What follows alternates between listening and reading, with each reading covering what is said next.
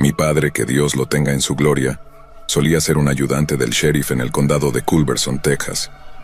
Quien dijo que todo es más grande en Texas no se lo mencionó al departamento del sheriff de Culberson, porque he visto baños públicos más grandes que su oficina, pero supongo que eso se debe a lo poco que sucede allí. Están basados en el lugar donde crecí, un pequeño pueblo a unos 170 kilómetros al este de El Paso llamado Van Horn.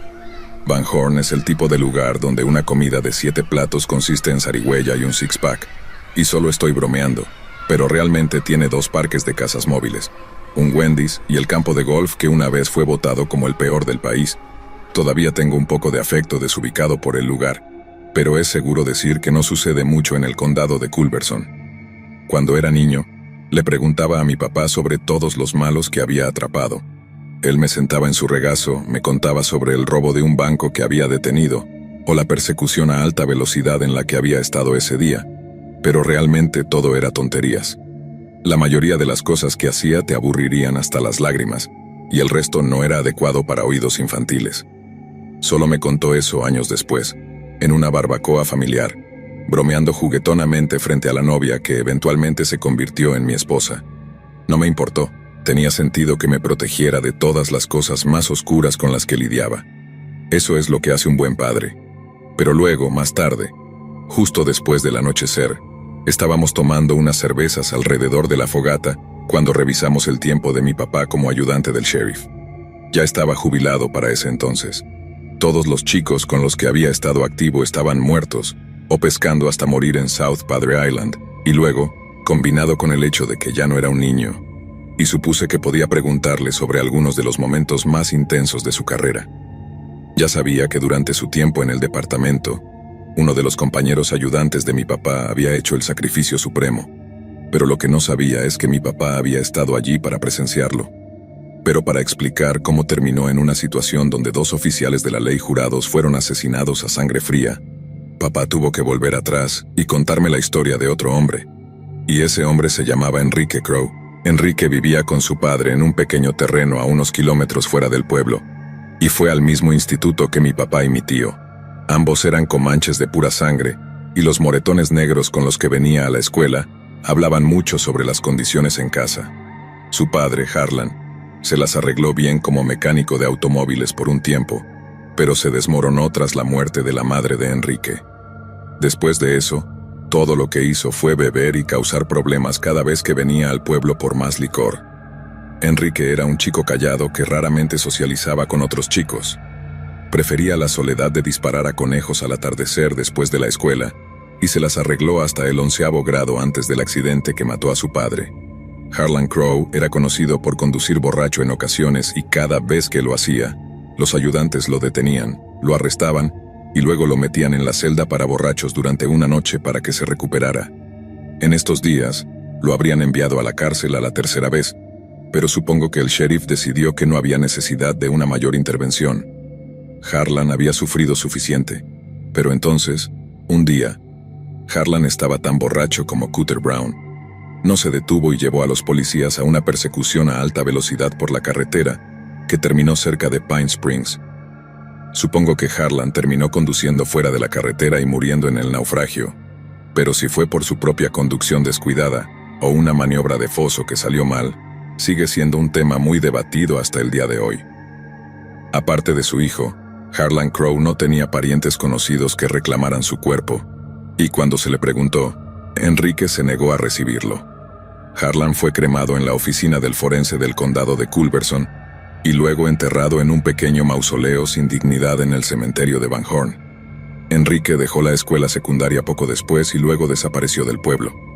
La única pista sobre su destino fue un comentario que había hecho al subdirector sobre hacer autostop a El Paso para hablar con un reclutador del ejército.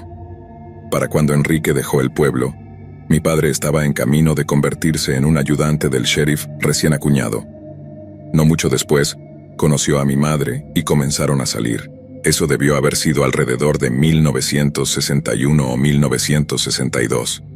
Y mi papá recordó un tiempo más inocente y pacífico. Pero luego, en noviembre de 1963, como saben, el presidente fue asesinado y, según mi padre, una nube negra se cernió sobre toda América. Vietnam, Charles Whitman, Detroit, Manson, Kent State. Todo parte de la misma pesadilla de la que nunca realmente hemos despertado. Para el verano de 1970, mi papá se había casado, comprado una casa y acababa de empezar a hablar de tener hijos con mi mamá cuando, ¿quién debería regresar al pueblo después de casi 10 años de estar fuera? Enrique Crowe. Había estado caminando por un supermercado en West Broadway durante unos 20 minutos antes de que alguien se diera cuenta de quién era. Pagó por un montón de comida enlatada en efectivo, y luego caminó los 5 kilómetros fuera del pueblo hasta la vieja casa en ruinas en la que creció. Un ayudante lo visitó al día siguiente solo para confirmar los rumores. Enrique le dijo que tenía algunos asuntos que atender en el pueblo y que se mudaría una vez que concluyera. Se negó a decir más y luego pidió educadamente al ayudante que abandonara la propiedad. Inútil decir que tal sugerencia ominosa causó una gran preocupación entre la gente de Van Horn, como era de esperar. Algunos creían que Enrique había regresado para asumir el mismo papel que su padre había desempeñado como el principal alborotador del pueblo, mientras que otros decían que había regresado por venganza. Enrique siempre había sido frío y distante, pero a su regreso era como una unidad de aire acondicionado ambulante, y hacía que la gente temblara en sus botas donde quiera que fuera. Tenía un aire a su alrededor. Supongo que eso es lo que mi papá intentaba decir. Mi padre personalmente le preguntó cómo había estado todos esos años y, más importante, dónde había estado todo ese tiempo. Enrique simplemente le dijo que había estado por ahí, y aunque mi papá estaba satisfecho con que él mantuviera su privacidad, el sheriff del condado no lo estaba. Era consciente del rumor de que Enrique había visitado a un reclutador del ejército antes de salir de la ciudad, y siendo un ex soldado él mismo, pudo hacer algunas llamadas para confirmar si Enrique había servido o no. El sheriff descubrió que no solo había servido, sino que después de unos años con los Rangers de la infantería, su expediente de servicio se volvió completamente oscuro después de su primera gira por Vietnam. Todo eran operaciones clasificadas, informes de acción redactados y referencias a informes de inteligencia de la CIA ultrasecretos, créanlo o no. No había una pista de dónde había estado Enrique o qué había estado haciendo, pero sus medallas y citaciones hablaban por sí mismas. 2 estrellas de plata y 3 corazones púrpuras. Para aquellos que no están seguros de qué significa eso, significa que Enrique Crowe casi murió un total de 5 veces durante sus giras por donde quiera que lo enviaran, y 2 de esas veces habían sido mientras mataba a muchos soldados enemigos. Enrique no era algún vagabundo que había regresado al pueblo para vender la vieja casa de su papá. Era una máquina de matar altamente entrenada, que sin duda había tomado decenas de vidas en el tiempo que se había ido. Como pueden imaginar, esto puso a todos en el pueblo muy nerviosos, y a las fuerzas del orden en particular. Si Enrique había regresado realmente a Van Horn para buscar venganza, no había forma de saber cuánta destrucción podría sembrar antes de que lo detuvieran, si es que podían detenerlo en absoluto. Cada 2 días, Enrique caminaba 5 kilómetros hacia el pueblo para visitar a un abogado de bienes raíces, y la gente asumió que estaba esperando vender la casa antes de desatar su ira sobre ellos. Pero de alguna manera, descubrir que se quedaría era aún más ominoso. No visitó la armería, ni recogió unas cuantas bolsas de 23 kilogramos de fertilizante. Heck, ni siquiera tenía un auto y caminaba a todas partes a donde necesitaba ir. Todo lo que compraba eran comestibles y suministros de ferretería, llevándolos de regreso a la vieja casa Crowe cuando los necesitaba. Todo lo que el sheriff y sus ayudantes podían hacer, incluido mi papi, era observar, esperar y esperar que cuando llegara el momento, hubiera un mínimo de derramamiento de sangre. Y luego, finalmente, a principios de septiembre de 1970, comenzó. Temprano una mañana, el sepulturero en el cementerio de Van Horn se detuvo en la oficina del sheriff para informar varios actos de vandalismo, destrucción de propiedad y robo de tumbas. En medio de la noche, alguien había tallado obscenidades en muchas de las lápidas, cosas terribles también, deseando el infierno a los muertos mientras aclamaba a Satanás y a todos sus secuaces. Además, varios cadáveres recientemente enterrados habían sido exhumados y profanados. Los restos habían sido colocados en poses obscenas, mientras que algunas partes del cuerpo habían sido eliminadas del cementerio. Pero quizás el detalle más preocupante y condenatorio de todos fue el hecho de que el pequeño mausoleo del cementerio había sido saqueado. El lugar había sido casi completamente destrozado, con una capa de 1 centímetro de espesor de cenizas y cerámicas rotas en el frío suelo de piedra, y solo una urna había sido robada, la del difunto padre de Enrique, Harlan Crowe. Cuando media docena de ayudantes le pagaron una visita a Enrique, negó cualquier participación, pero aunque nunca fue acusado, arrestado o acusado, el Tribunal de la Opinión Pública ya había emitido un veredicto. A la manera en que lo veían las personas de Van Horn, Enrique Crowe era obviamente el culpable. Había ido a reclamar los restos de su padre y había profanado las otras tumbas como una especie de aperitivo antes de un plato de venganza fría como el hielo. En sus ojos, no les importaba si el sheriff les decía que Enrique no era un sospechoso y que todo lo que quería era que lo dejaran solo. Para ellos estaba claro que Enrique estaba fuera de sí, y si el sheriff y sus ayudantes no eran buenos para detenerlo, entonces, ¿para qué servían en primer lugar? Mi papi dice que esa fue la primera señal de que la gente estaba perdiendo su confianza en la ley. Querían que Enrique se fuera y si el sheriff no lo hacía, alguien iba a dar un paso al frente y hacerlo por él. Las tensiones aumentaron aún más después de que el dueño de una empresa local de construcción, Holt Williger, confrontó a Enrique en una de sus carreras de comestibles. Holt era un contratista cuyas facturas se inflarían con todo tipo de gastos inesperados antes de que se completara un trabajo. Mi papi dijo que era tan torcido que no podías decir por sus huellas si venía o se iba. Enrique simplemente lo ignoró, pero enojó aún más a Holt. Enrique intentó alejarse. Holt levantó un puño enojado, pero era todo sombrero y ninguna vela, como dicen, y estaba tirado en la tierra antes de que pudiera siquiera balancearse. No habría sido tan malo si la mitad del pueblo no hubiera estado mirando, pero lo estaban. Holt se alejó con nada más que orgullo herido, pero como me dijo mi papi, ese tipo de heridas se infectan rápidamente en un hombre como Holt Williger. Las cosas siguieron así por un tiempo, con las tensiones aumentando día a día, o mejor dicho, noche a noche. Alguien estaba merodeando por los vecindarios residenciales por la noche, trepando a sus patios traseros, mirando a través de sus ventanas. Alguien que se parecía mucho a Enrique Crowe. Esto continuó durante algunas noches hasta que finalmente una niña pequeña no regresó a casa después de jugar afuera con sus amigos. La familia contactó a la oficina del sheriff, pero también alertó a sus amigos y vecinos. Y pronto tuvieron media ciudad corriendo como un montón de perros tuertos en una casa de humo. No querían decir nada malo al respecto, y ciertamente no implicaron a cierto veterano recién regresado, pero cuando la noticia llegó a Holt Williger y sus amigos, decidieron tomar la ley en sus propias manos y usar el pánico y el caos para saldar cuentas.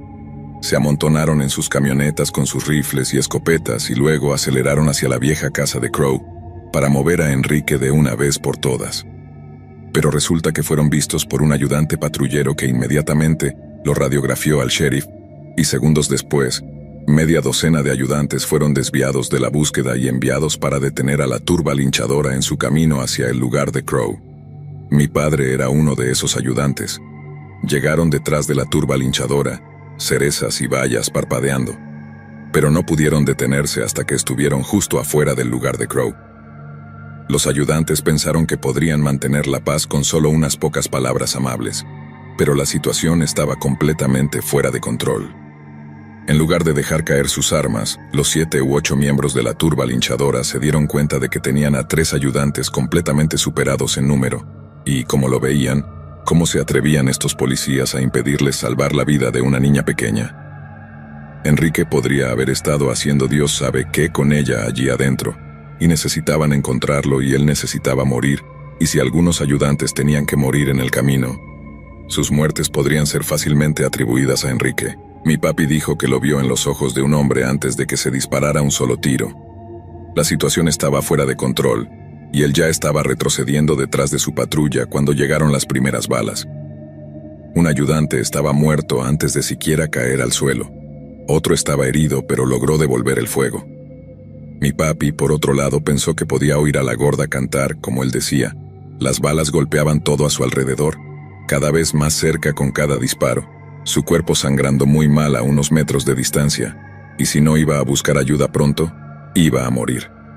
Luego, justo cuando estaba considerando simplemente rendirse y esperar lo mejor, escuchó un montón de disparos más que venían de otro lugar y la turba linchadora comenzó a gritar. Más disparos sonaron, cuidadosos esta vez, no solo rociando y rezando, y con cada disparo, uno por uno, los gritos se silenciaron. Mi papi se quedó detrás del volante de su patrulla, aterrorizado de que si se levantaba, el tirador también lo alcanzaría. Pasaron minutos, escuchó pasos, y cuando miró hacia arriba, vio a Enrique Crowe con un viejo acción de cerrojo en sus manos. Le echó un vistazo a mi papi, que estaba demasiado aterrorizado para hacer otra cosa que no fuera mirarlo fijamente, y echó un vistazo al ayudante herido y muerto, y solo dijo: «Papi, necesitas llevarlo a un hospital». Luego comenzó a arrastrar los cuerpos de la turba linchadora de regreso hacia su casa. Mi papi sabía que tenía razón, así que eso es en lo que se concentró y, gracias a Dios, el ayudante herido sobrevivió a sus heridas. También resultó que la niña pequeña que había desaparecido en realidad no había desaparecido en absoluto. Adivinen esto, se estaba escondiendo en su armario después de una discusión con su hermana sobre a quién le tocaba jugar con las muñecas Barbie. Todo lo que tenía eran sentimientos heridos y cuando todo terminó estaba bien, pero quien no estaba bien era Holt Williger y sus amigos armados, que todavía estaban en el viejo lugar de Crowe. Algunos soldados estatales fuertemente armados condujeron hasta el lugar con la intención de arrestar a Enrique bajo sospecha de asesinato. Mi papi dijo que habría sido un caso abierto y cerrado de defensa propia si hubiera llegado a cualquier procedimiento judicial. Pero el estado de Texas difícilmente puede dejar que ocurra una masacre sin al menos investigarlo. Al menos no en ese entonces de todos modos. Pero cuando llegaron allí, Enrique se había ido. Nunca lo encontraron tampoco, pero lo que sí encontraron fueron los restos mutilados de Holt Williger y sus amigos. Cada uno había sido escalpado, decapitado y sus extremidades arrancadas. Sus cabezas descansaban sobre sus cuerpos sin extremidades, mientras que sus brazos y piernas habían sido quemados en una gran fogata. Los soldados se dispersaron en busca de Enrique, pero un perro flaco corre rápido, como dicen, y una larga investigación concluyó que, si bien las acciones de Enrique habían sido indiscutiblemente bárbaras, tenía todo el derecho de defenderse de una incursión armada en su propia tierra, especialmente si esa incursión armada había involucrado la muerte de un ayudante del sheriff. Y como resultado, nunca fue declarado buscado. Y las muertes brutales de Holt y sus amigos fueron declaradas como homicidios justificables, lo cual, como dice el dicho, es lo suficientemente bueno para el trabajo gubernamental. Como pueden imaginar, mi hermano y yo nos quedamos colgados de cada palabra que salía de la boca de nuestro papá al contar esa historia. Sabíamos que había visto algunas cosas, pero no teníamos idea de que había estado involucrado en algo tan terrible como eso. Puedo entender por qué no nos había contado nada así mientras crecíamos. Sé que yo no habría estado preparado para manejarlo, y saber que mi papá había estado en ese tipo de peligro a diario creo que nunca más habría podido dormir. A veces me pregunto sobre Enrique Crowe y cómo terminó su historia. Espero que haya encontrado una medida de paz en este mundo, pero apuesto la granja a que pasó sus últimos días lejos de cualquier otra persona.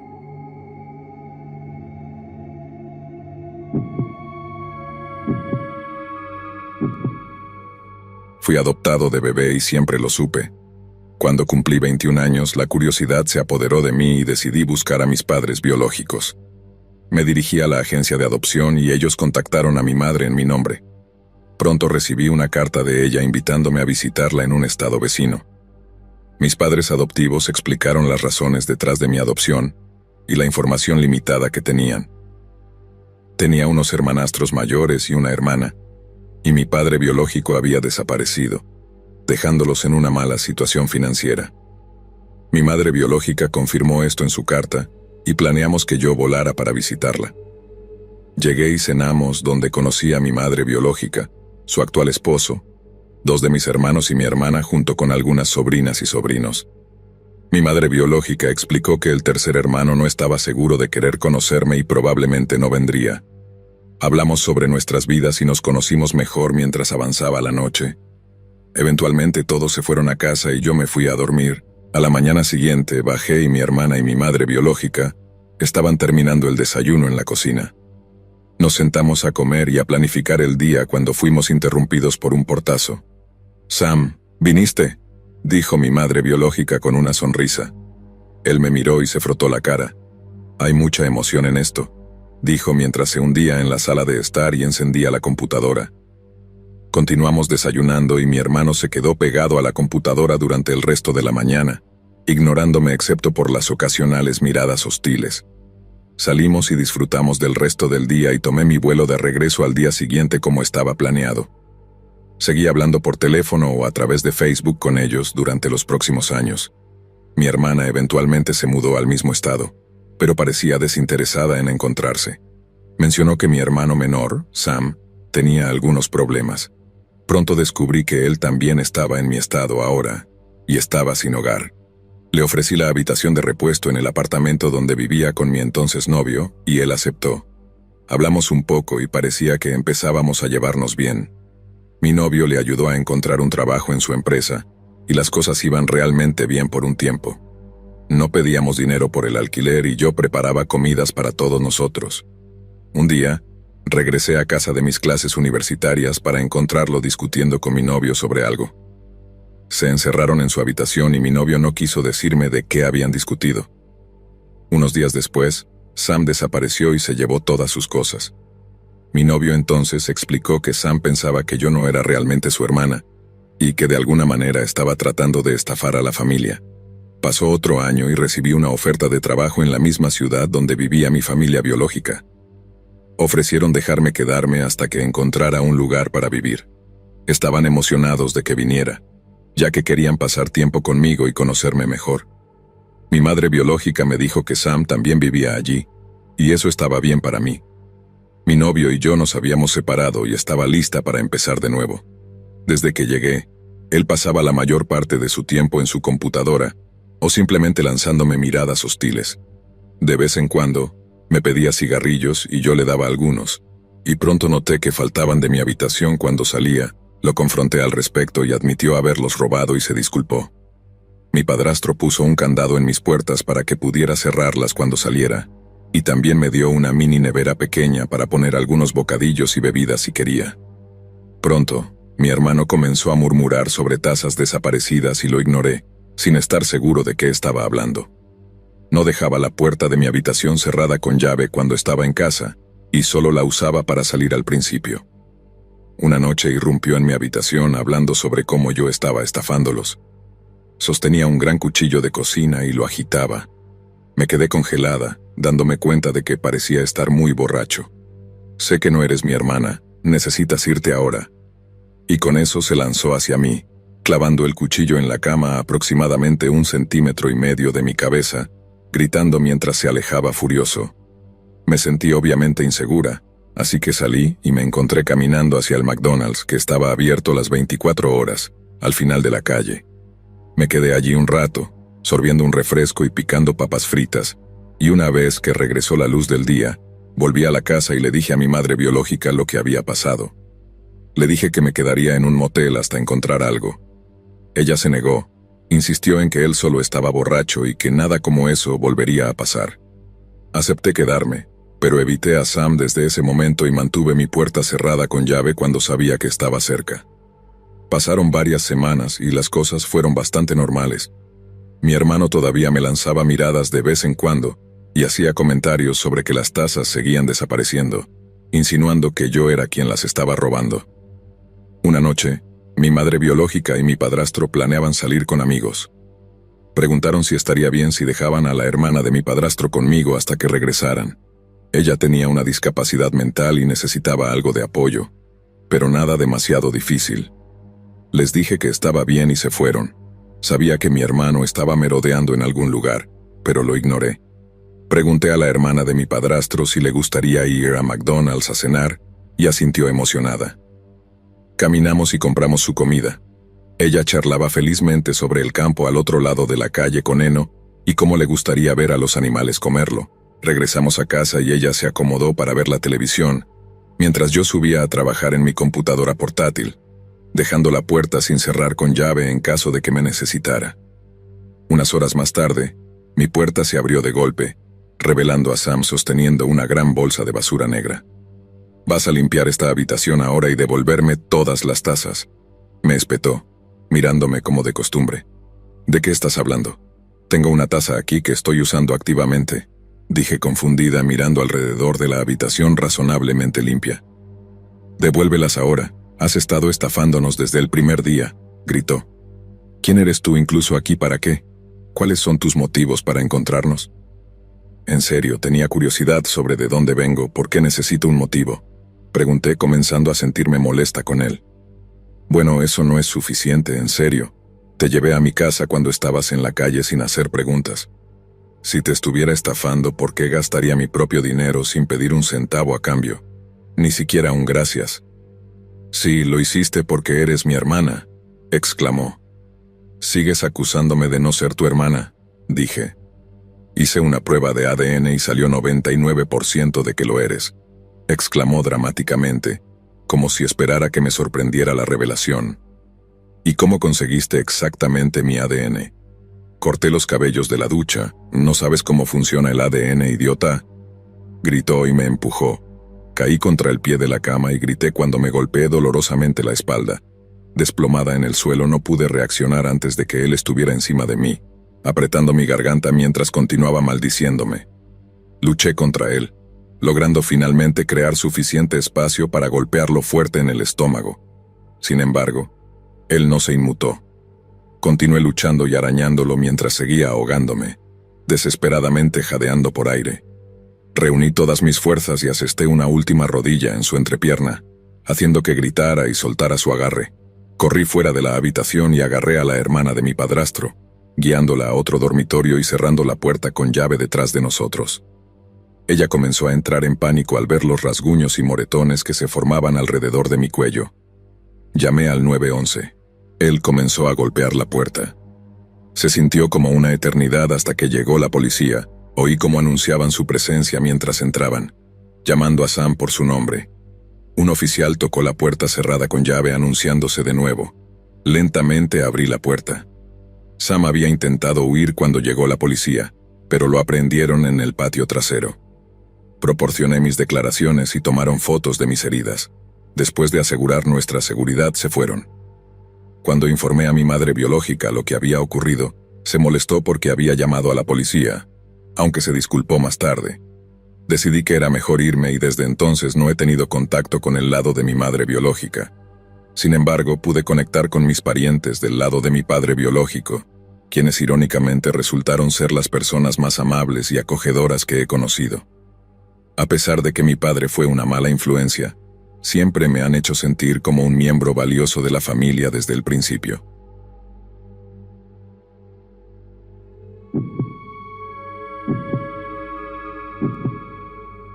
Permíteme contarte sobre el incidente que me hizo querer mantenerme sobrio.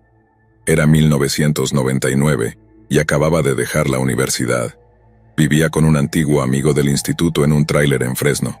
Una gran parte de la razón por la que dejé la universidad, y una gran razón por la que él nunca llegó a la universidad en primer lugar, era que ambos éramos psiconautas dedicados, comprometidos con la exploración no del espacio exterior, sino del espacio interior. Ahora entiendo lo ridículo que suena eso hoy, pero en aquel entonces pensábamos que éramos lo máximo.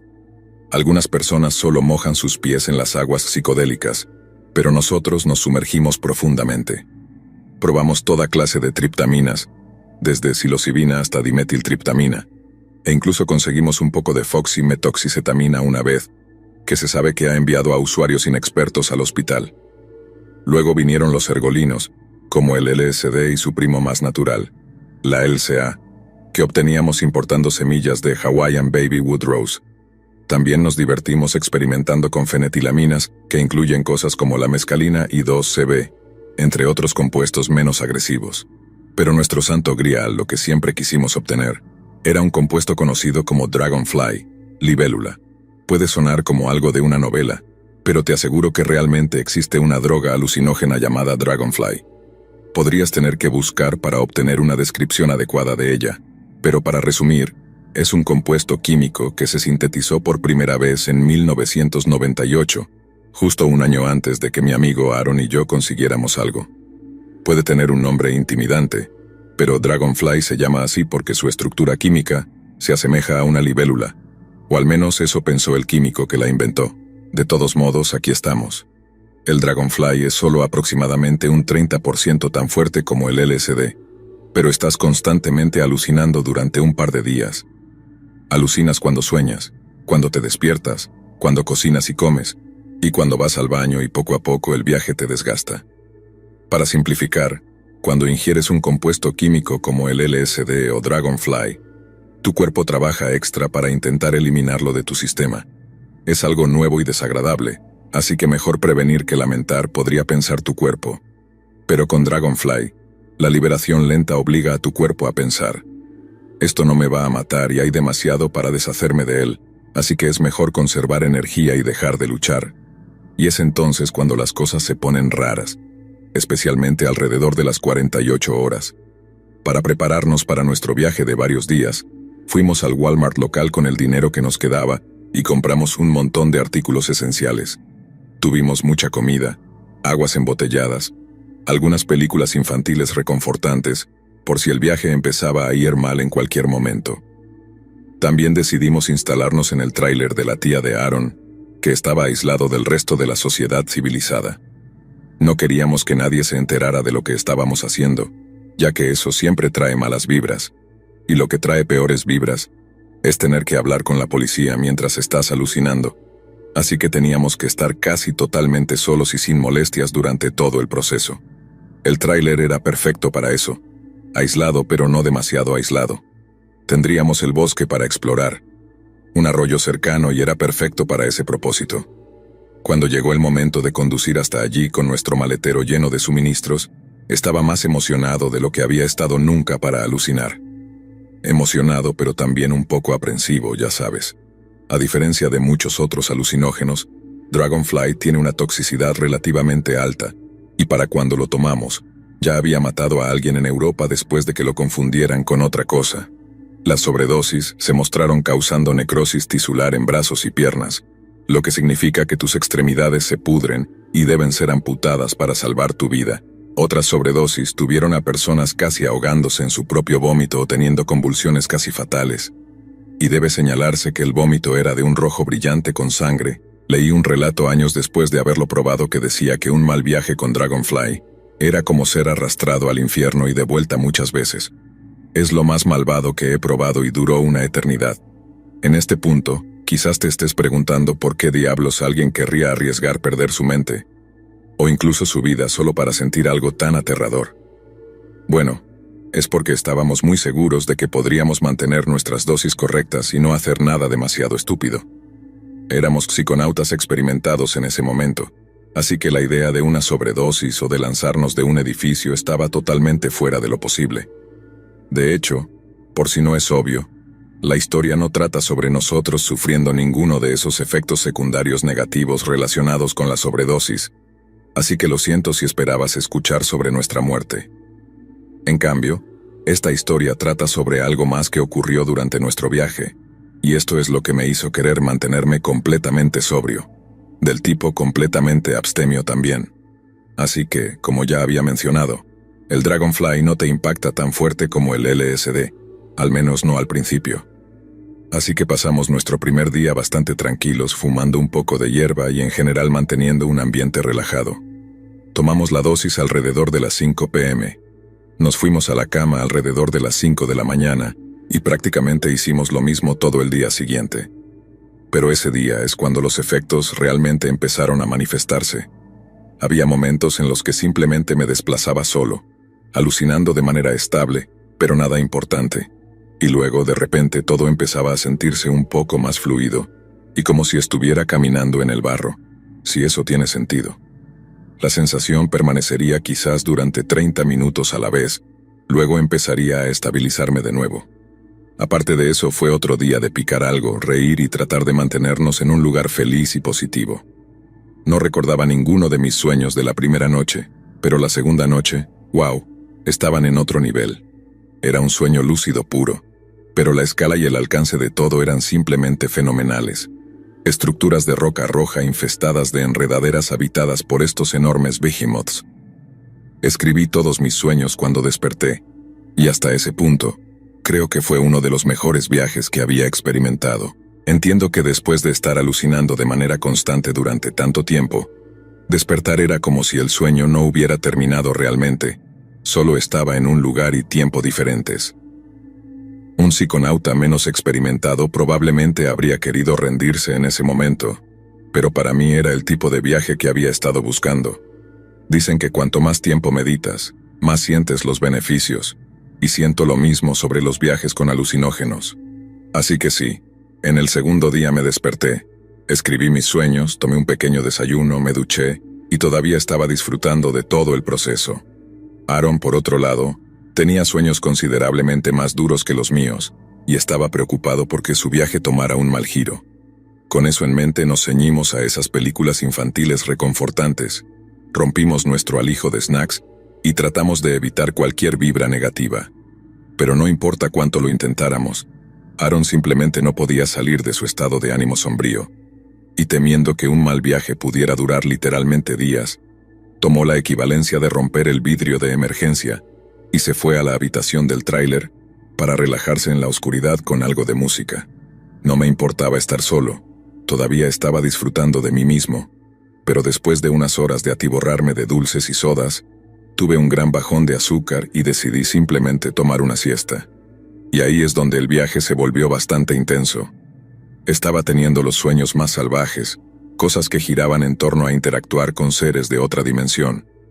Al principio, encontré su apariencia muy aterradora, pero parecían amistosos, aunque nunca encontramos una forma de comunicarnos adecuadamente. Usaban un lenguaje muy intrincado, y todos sus marcos de referencia eran diferentes al mío, así que era amistoso, pero solo difícil. No sé cuánto tiempo dormí, pero cuando me desperté, ya era de noche y tuve esa extraña transición de sueño a realidad de nuevo. Entendí que ya no estaba soñando, así que no esperaba ver nada alucinatorio. Sin embargo, cuando entré en el espacio principal del tráiler, algo estaba sentado en el sofá. De nuevo, al principio me asusté un poco al verlo. Nunca había llegado tan profundo como para alucinar a una persona o forma de vida real.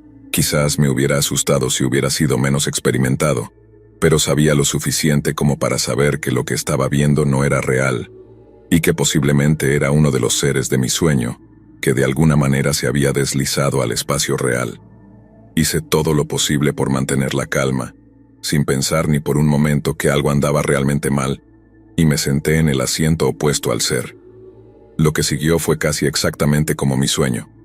Yo hablaba, pero era como si el ser no pudiera entenderme y cada vez que hablaba, solo sonaba incomprensible. Recuerdo haberme reído en un momento porque algo que el ser dijo me pareció gracioso, y me pareció tan ridículo estar intentando comunicarme con algo que no era real que en realidad era bastante cómico para mí. El ser también comenzó a reír, imitándome, solo que realmente no me estaba imitando, porque era yo. Supongo que eso puede sonar completamente absurdo para algunas personas, especialmente si no están interesadas en los psicodélicos, pero estoy tratando de explicar cómo me sentí en ese momento en comparación con cómo me sentí después. De todos modos, simplemente pasé un rato con el ser en mi cabeza, pero después de renunciar a intentar hablar con él, se levantó e hizo algún tipo de gesto como si quisiera que lo observara. Este ser comenzó a meterse cosas en la boca, y luego, suavemente, a escupir pequeñas joyas en la mesa de café frente a mí. Eran de un azul claro y brillante, casi como el Pacífico en un día despejado. En ese momento, de verdad deseé que fueran reales. Esas cosas se habrían vendido por millones cada una, pensé. Y de repente sentí la necesidad de tocar esas pequeñas joyas. Era casi como un ¿puedo despertarme de esto? Si hacía que mi cerebro se diera cuenta de que no estaban realmente allí, tal vez podría avanzar en mi viaje o algo así. Pero cuando extendí la mano e intenté tocar las pequeñas joyas azules, descubrí que realmente podía tocarlas. Eso constituyó un terreno completamente nuevo para mí. Poder sentir realmente algo en mis dedos que era una fabricación total de mi propia mente. Nunca había experimentado algo así antes y era tan aterrador como emocionante.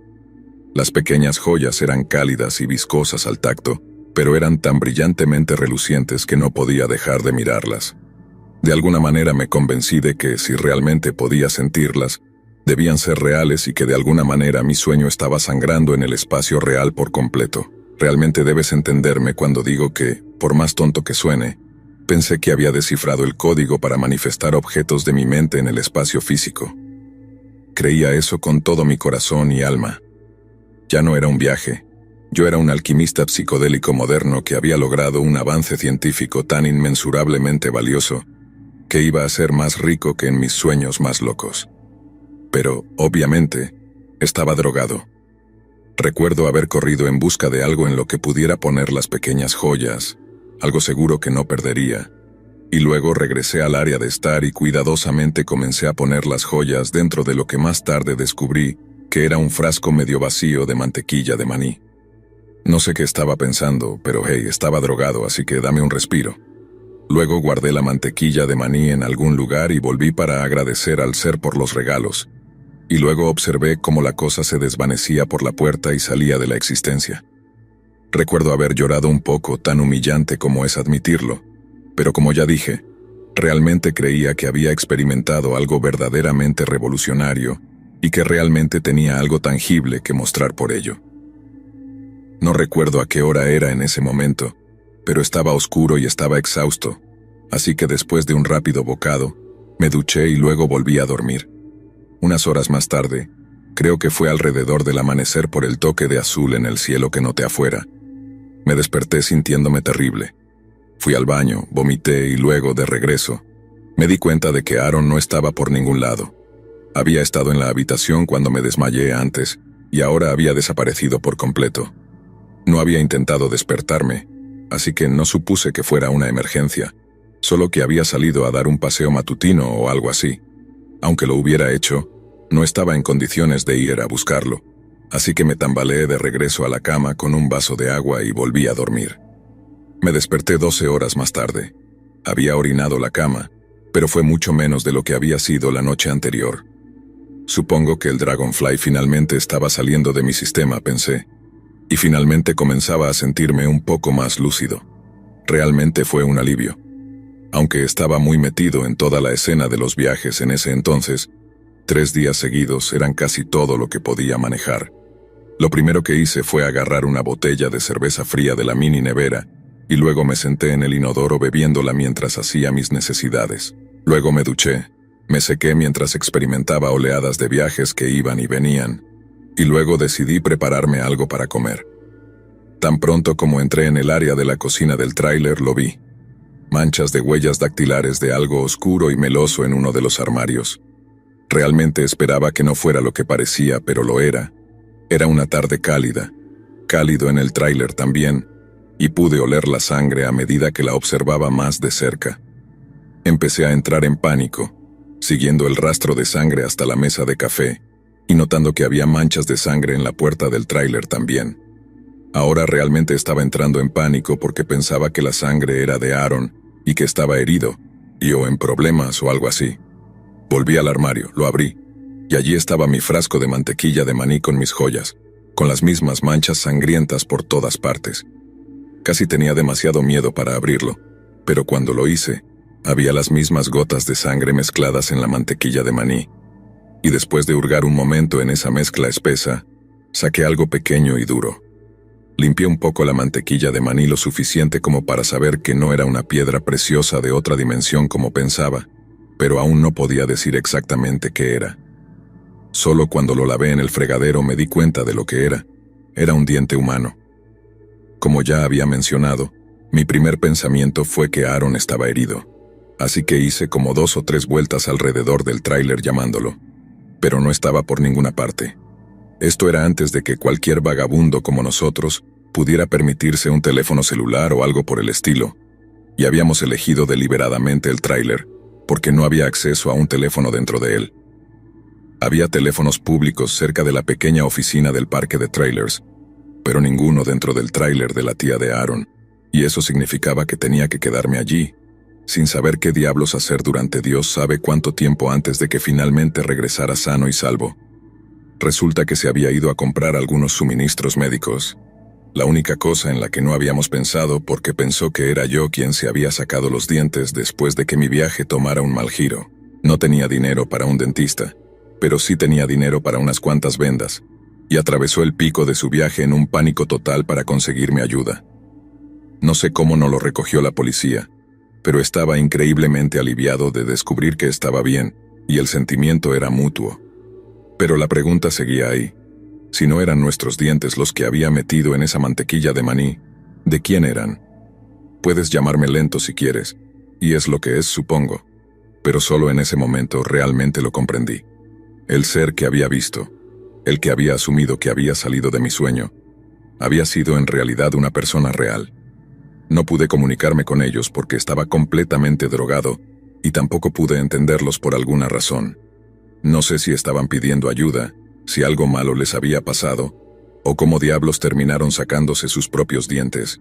Ni siquiera sé si la extracción real ocurrió frente a mí, pero sé que debió haber sido reciente porque Jesucristo, había mucha sangre alrededor del tráiler. No había forma de que fuéramos a hablar con la policía, ambos teníamos un historial con ellos, así que no íbamos a meternos en cualquier tipo de mala onda que hubiera ocurrido esa noche. Solo limpiamos el tráiler lo mejor que pudimos, regresamos a la ciudad y luego tratamos de olvidarnos de todo lo ocurrido. En realidad, se suponía que íbamos a quedarnos otra noche, y de ninguna manera deberíamos haber estado conduciendo en el estado en que estábamos, pero tampoco había forma de que fuéramos a quedarnos otra noche en ese lugar. Quiero decir, ¿lo harías tú? Como dije, todo el incidente me afectó tanto que se convirtió en una especie de catalizador para mi sobriedad. Todavía pienso mucho en eso, como probablemente puedas notar, lo cual es irónico, supongo, porque realmente no quiero saber qué pasó realmente esa noche. Y si realmente tuve a alguien arrancándose los dientes frente a mí por cualquier razón, estoy contento de haber estado tan drogado que no me di cuenta de lo que estaba sucediendo.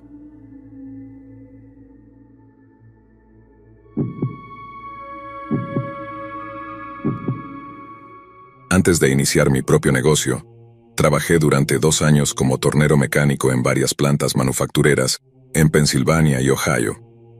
Para aquellos que no lo saben, un torno es una herramienta de mecanizado utilizada principalmente para dar forma al metal o la madera. Funciona haciendo girar el objeto que se está fabricando alrededor de una herramienta de corte estacionaria, principalmente para eliminar piezas de metal no deseadas. Hay todo tipo de tornos para diferentes propósitos. Pequeños para piezas pequeñas y enormes para hacer partes de automóviles. Pero sea cual sea el tipo y la función, todos operan utilizando este mecanismo básico de sujeción y rotación. Podrías llamarlo la madre de las herramientas de mecanizado, y han estado en uso de alguna forma u otra durante cientos de años, lo cual es irónico considerando lo extremadamente peligrosos que pueden ser. En una vocación donde casi todas las máquinas de fabricación han evolucionado para ser lo más seguras posible. Simplemente no hay reemplazo para el torno con algo 100% a prueba de fallos debido a la rapidez de las partes móviles, especialmente aquellas diseñadas para cortar metal. Siempre existe el riesgo de ser golpeado por objetos sueltos o por piezas de trabajo mal aseguradas o de gran tamaño. Pero el verdadero riesgo al trabajar con tornos es que la ropa se enrede en las partes móviles. Esos tipos de accidentes son extremadamente raros, pero como diría cualquier evaluador de riesgos, eso en realidad aumenta las posibilidades de que ocurran. A veces, si una persona se siente demasiado cómoda trabajando con una máquina, se vuelve complaciente, y cuando se vuelve complaciente, se muere. Hacia el final de mi carrera como tornero, estaba trabajando con un torno enorme que fabricaba bisagras para puertas de contenedores de envío. Era masivo, el doble del tamaño de incluso los tornos más grandes con los que había trabajado anteriormente. Pero después de trabajar con él 9 horas al día, semana tras semana, se convirtió en otra pieza de equipo familiar. Estaba casi terminando con una pieza de trabajo en particular y el último paso era pulirla un poco, así que tomé un largo pedazo de lo que llamaremos tela esmeril y la pasé alrededor de la pieza de trabajo mientras aún estaba sujeta por el torno.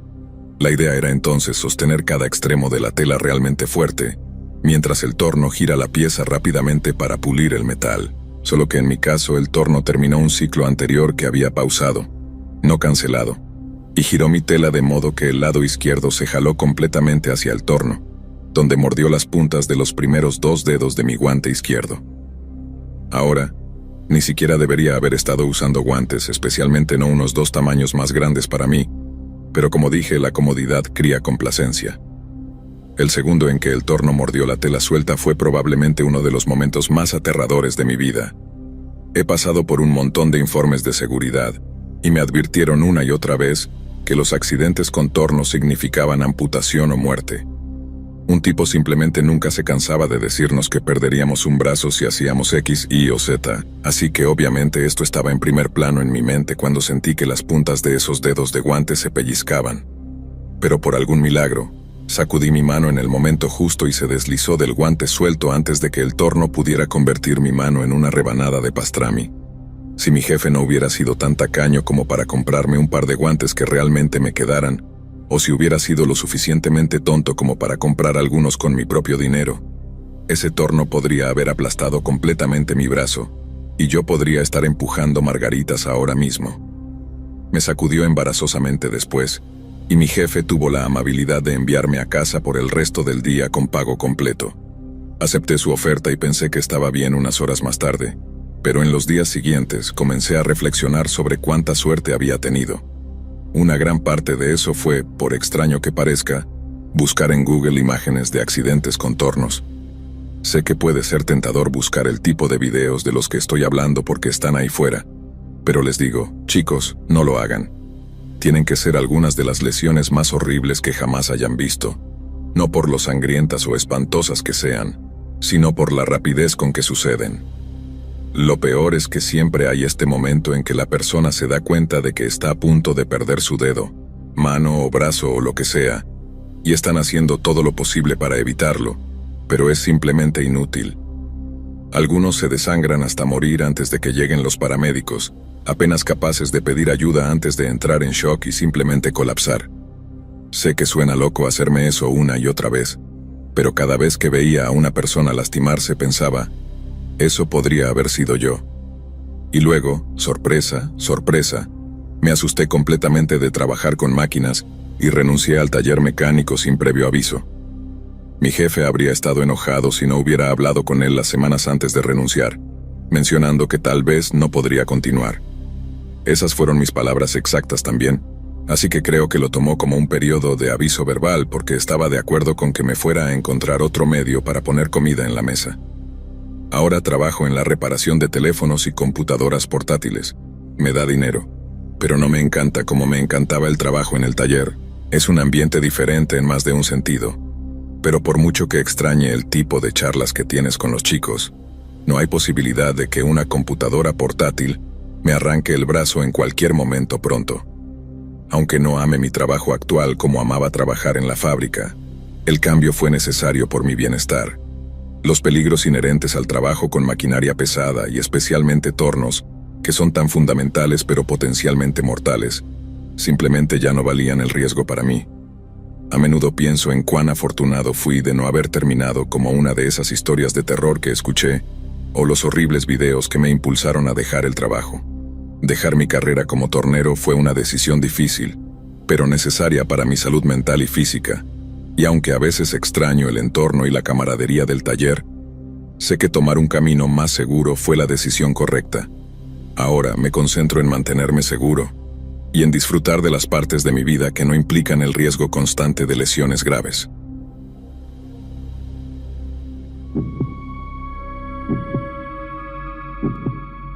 Mi tío abuelo falleció recientemente, así que pensé en compartir una historia que me contó un par de años antes de su muerte. Sufrió un derrame cerebral a finales de 2021, así que sabíamos que solo teníamos un poco de tiempo con él. Por eso, mi hermana y yo hicimos un esfuerzo por visitarlo tanto como fuera posible durante sus últimos 18 meses. Le llevamos sus comidas favoritas, trajimos a parientes cercanos y lejanos a su casa, y hablamos con él largo y tendido sobre todo tipo de temas. Quería saber dónde estábamos en la vida, hacia dónde nos dirigíamos y cuáles eran nuestras metas y ambiciones ahora que éramos adultos. Pero también hubo muchas charlas sobre él, especialmente sobre capítulos de su vida que no conocíamos. Uno de esos capítulos involucró algo tan aterrador que creo que nuestra generación ni siquiera puede imaginarlo. El Blitz de mayo de 1940. Nuestro abuelo por parte de madre había muerto cuando todavía éramos jóvenes, así que tuvimos que obtener toda esta información de nuestro tío abuelo Freddy.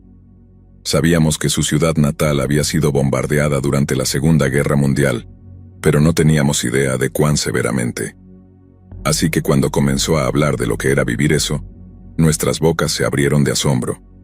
Tío Freddy dijo que comenzó cuando él tenía unos 9 años, durante el final del verano de 1940, cuando los primeros aviones de guerra alemanes fueron avistados en los cielos sobre Liverpool.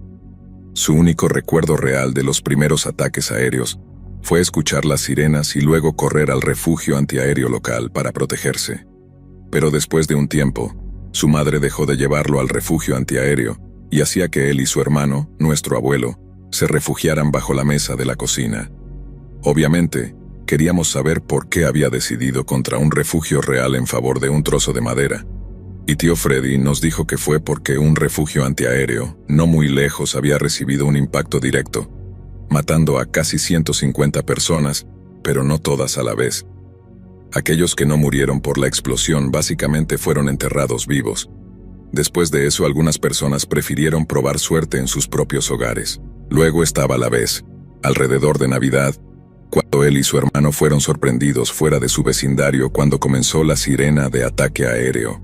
A veces, la sirena sonaba, y solo era una falsa alarma, pero esa vez no lo fue. Y vio algo que estoy agradecido de que nunca tendré que ver. Había literalmente cientos de aviones en los cielos distantes. Mi tío abuelo y nuestro abuelo podían oír el rugido ensordecedor de sus motores mientras se acercaban. Debía ser alrededor de las 4:40 a 5 p.m. También, porque tío Freddy dijo que el cielo aún estaba lo suficientemente claro para ver todos los aviones que se acercaban, pero lo suficientemente oscuro para ver todos los disparos antiaéreos en el aire. Honestamente, no puedo ni imaginar cuán aterrador debe haber sido eso, y pensar que eran solo niños cuando sucedió me asombra. Pero entonces, el bombardeo en sí no es la historia que quiero compartir hoy. El Blitz solo proporciona el telón de fondo para una de las historias más impactantes que tío Freddy nos contó. Como pueden imaginar, la vida pasó de ser relativamente normal a post-apocalíptica, de la noche a la mañana. Luego, imagina grados variables de bombardeo noche tras noche durante unos 6 meses seguidos. En un punto, la prisión de la ciudad fue bombardeada, matando a algunos prisioneros mientras otros escapaban. La mayor parte de la fuerza policial de la ciudad estaba luchando en la guerra y tuvo que ser reforzada con voluntarios conocidos como vigilantes de refugio aéreo. Estos eran bien intencionados, pero definitivamente no estaban preparados para combatir el crimen. Como resultado, el crimen se disparó. Nos gusta pensar que las personas se unían durante esos tiempos, el espíritu del Blitz y todo eso, pero según tío Freddy, eso no se extendía a todos. Otros aprovecharon la falta de ley para robarse mutuamente, ejecutar estafas de tarjetas de racionamiento y todo tipo de cosas turbias que hacían la vida aún más difícil a quienes los rodeaban. Pero luego estaba el otro tipo de criminal. No el tipo mafioso, sino el tipo monstruo. Tío Freddy nos contó la historia de una familia y la pesadilla que sufrieron durante un ataque aéreo particularmente malo. Como la mayoría de las otras familias, el hombre de la casa estaba ayudando con el esfuerzo bélico, dejando a su pobre esposa sola con sus 4 hijos.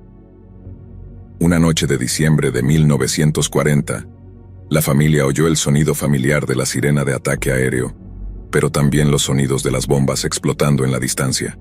Sabiendo que no era una falsa alarma, la mujer se apresuró a reunir a sus 4 hijos y corrió al refugio antiaéreo local para protegerse. Cuando llegaron, se amontonaron con todos los demás y escucharon caer las bombas a su alrededor mientras rezaban por seguridad. Sin embargo, en algún momento, la mujer notó que una de sus hijas, una niña llamada Elsie, estaba desaparecida. Buscó en el refugio antiaéreo abarrotado llamando a la pequeña Elsie, pero no pudo encontrarla en ningún lado.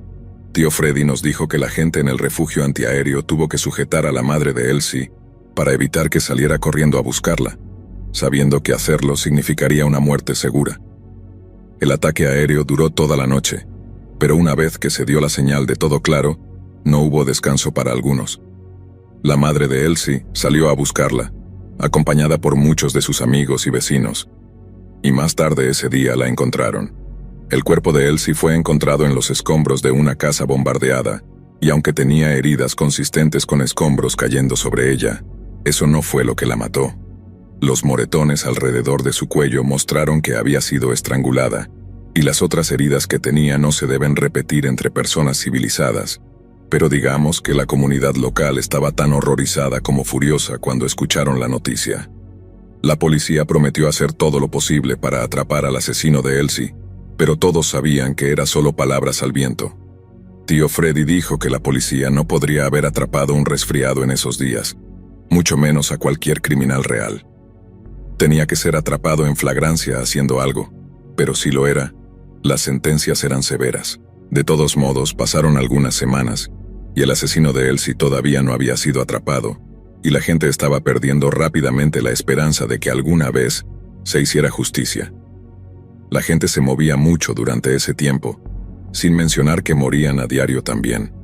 Había toda la posibilidad de que la persona que había estrangulado a la pequeña Elsie hubiera sido asesinada en un ataque aéreo, quizás incluso la misma noche en que fue asesinada.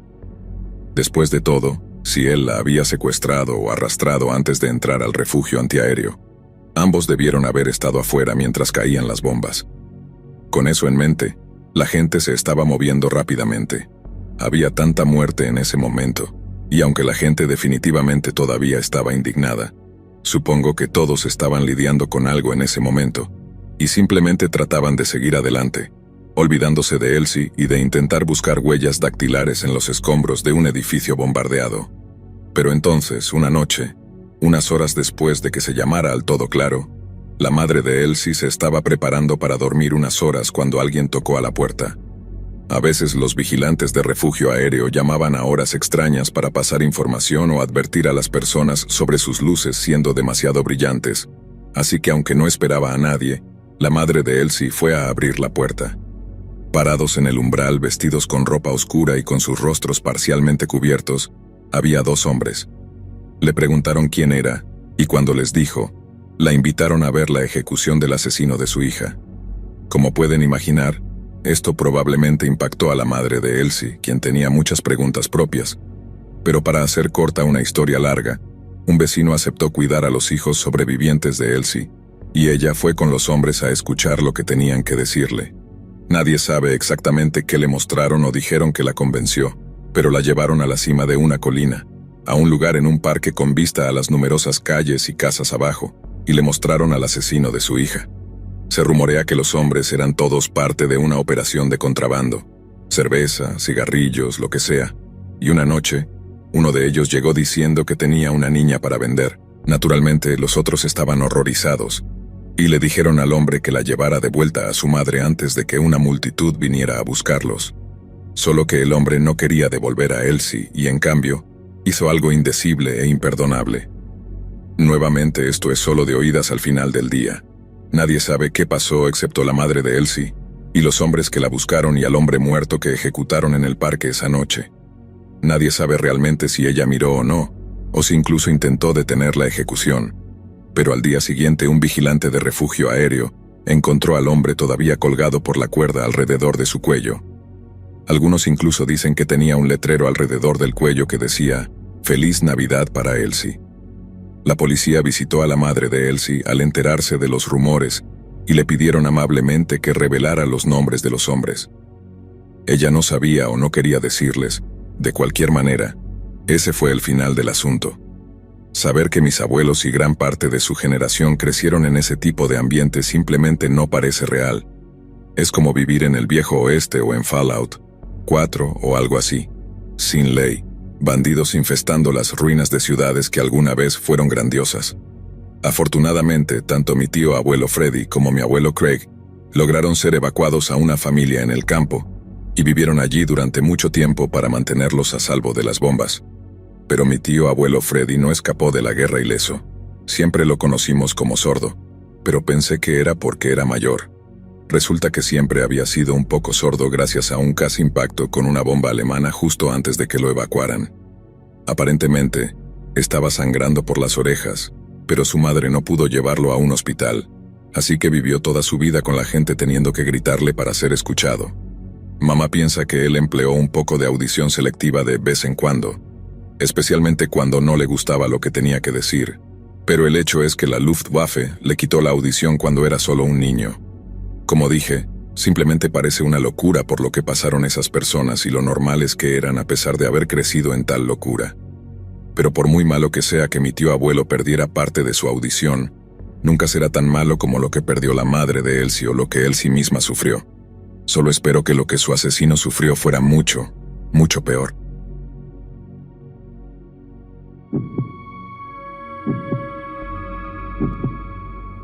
Durante mis últimos 20 y principios de los 30, trabajé como analista de colisiones de vehículos motorizados, y como podrías imaginar por el nombre, nuestro trabajo es visitar el sitio de colisiones fatales de vehículos. Sin embargo, los detalles del trabajo involucran evaluar la causa de la colisión para proporcionar testimonio experto a las políticas y al sistema judicial. El 90% del trabajo es excepcionalmente aburrido. Revisas estadísticas y cifras, llenas montones de papeleo y básicamente estás pegado a una pantalla de computadora. Pero luego, en el otro 10%, ves algunas de las fatalidades más horribles y que inducen pesadillas que puedas imaginar. En los 4 años que hice el trabajo vi fácilmente más de 100 cuerpos recién fallecidos. Ocasionalmente un cuerpo terminaría fuera de un vehículo y ya se habría ido para cuando llegué. Pero la naturaleza de los accidentes automovilísticos significa que muchas veces los cuerpos deben ser cortados del naufragio. Y eso puede llevar mucho tiempo. He visto de todo: decapitaciones, traumas catastróficos en la cabeza, empalamiento, desmembramientos, aplastamientos y quemaduras. Sé que es cliché, pero realmente es cierto lo que dicen sobre acostumbrarse. Nos ofrecieron todo tipo de días para la salud mental y licencias extendidas para ayudar a sobrellevarlo, pero honestamente, solo hay un puñado de cuerpos que realmente me persiguen, por así decirlo. Y esta es la historia de uno de ellos. Era finales de octubre, y recibí una llamada sobre un incidente vehicular fatal único, justo fuera de la I-77. La conductora, al tomar una curva en S poco profunda, había abordado demasiado rápido. Como resultado, no negoció adecuadamente el primer giro, donde su vehículo entra en un estado de lo que llamamos velocidad crítica. Esto tiene una definición basada en la física, pero en términos simples, es básicamente cuando un vehículo viaja tan rápido que el conductor ya no tiene ningún control. Al alcanzar la velocidad crítica, vas a chocar, punto. De todos modos, las ruedas se doblaron del lado del pasajero y ella volcó varias veces a muy alta velocidad. Si hubiera llevado puesto el cinturón de seguridad, sus posibilidades de sobrevivir podrían haber aumentado significativamente, pero no fue así. Por lo tanto, durante ese primer vuelco, fue parcialmente expulsada por la ventana del lado del conductor, su cráneo fue aplastado entre el exterior de la puerta y la carretera, y continuó flojeando parcialmente expulsada mientras el vehículo rodaba. El cráneo se le partió desde el ojo izquierdo hasta la parte trasera derecha detrás de su oreja, lo que causó que su materia cerebral se esparciera por el camino y el coche. Su cuerpo fue eventualmente arrojado del vehículo y terminó descansando al lado del camino. Luego tuve que inspeccionar los cuerpos en busca de evidencia de deterioro, es decir, botellas vacías de alcohol y pastillas. Me acerqué al cuerpo mientras ella estaba boca arriba, y vi cómo su cráneo había sido abierto completamente, tan ampliamente que podía ver claramente la cavidad interna del cráneo sin cerebro. El cerebro estaba depositado en trozos en el camino y tenía un olor distintivo. La escena no me molestó en ese momento. Había aprendido a desconectar mi propio cerebro durante este proceso mucho antes. Horas más tarde, llegué a casa y mi esposa e hijos estaban en la cocina haciendo algo increíblemente hogareño. Estaban tallando calabazas para Halloween, y los sorprendí justo cuando comenzaban a vaciar estas 2 grandes calabazas. Me preguntaron si quería unirme a ellos y les dije que estaba cansado. Ahora trabajo para una compañía de papel en Pensilvania, sí, como en The Office, pero no es tan divertido. El salario y los beneficios no son tan buenos, ni mucho menos. Pero he visto suficiente muerte para toda una vida y lo que perdí en salario lo compenso con tranquilidad mental.